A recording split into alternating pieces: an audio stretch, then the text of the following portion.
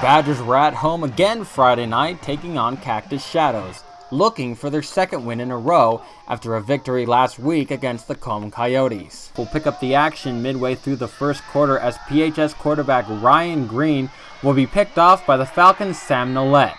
This would not be the last costly miscue by the Badgers tonight.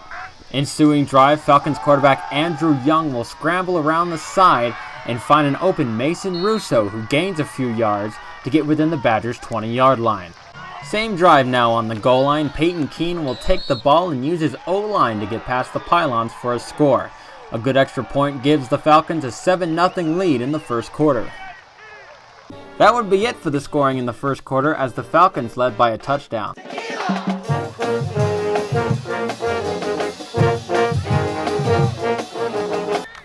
Later in the second quarter, Badgers punting out of their own side of the field as Jake Infantino will swerve past a few Badgers and run this one back well into PHS territory. Same drive, Young will keep it himself, but it proves costly as the ball is poked out and recovered by the Badgers for a fumble. However, the drive went nowhere for PHS, and as they try to punt it away, another mistake will occur as the hiked ball is thrown too high and out of the end zone for a safety. Falcons tack on 2 more and lead 9-0.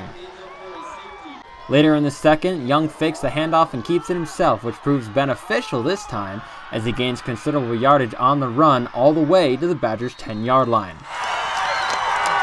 Same drive, Young will hand off to Keene again, who powers through to reach pay dirt. His second touchdown of the half and another good extra point puts the Falcons on top 16-0. Later on, Badgers have a new quarterback at the helm, but the mistakes continue as this pass is thrown into double coverage and picked off. PHS enters the locker room at halftime trailing 16-0 after committing costly mistakes. Now in the third, after a Badger field goal, PHS is on the offensive again as Colin Mills will get the handoff and gains good yards on the ground. Badgers make it into field goal range, but once again a mistake rears its ugly head as the ball is mishandled, which causes a turnover. In the fourth, the Falcons are looking to put a nail in the Badgers' coffin as Young will scramble and find the open Gavin Stapley for the touchdown. Another good extra point increases the lead to 23-3, which would end up being the final tally. They were exactly as advertised. They were a tough, hard-nosed team. They wanted to run downhill, and they did. No, it was nothing. There was no trickery. There was no subterfuge. There was nothing like that. They just flat out out-prepared us and out-schemed us. The O-line, big guys, working hard all over summer, pushing hard. Great quarterback, junior. He's young. He's getting there. Just great blocking up front and being able to push up the field. We felt coming in it was going to be a very physical football game from a defensive standpoint.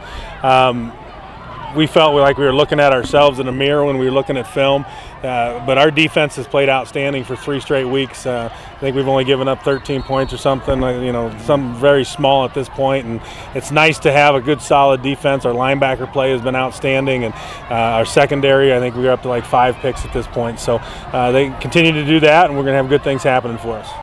Next up, the Badgers are in the Valley of the Sun to take on Moon Valley. Meanwhile, the Falcons take their perfect record back home for a date with Cactus. Both are 7 p.m. kickoffs. In Prescott, Torrence Dunham, Daily Courier Sports.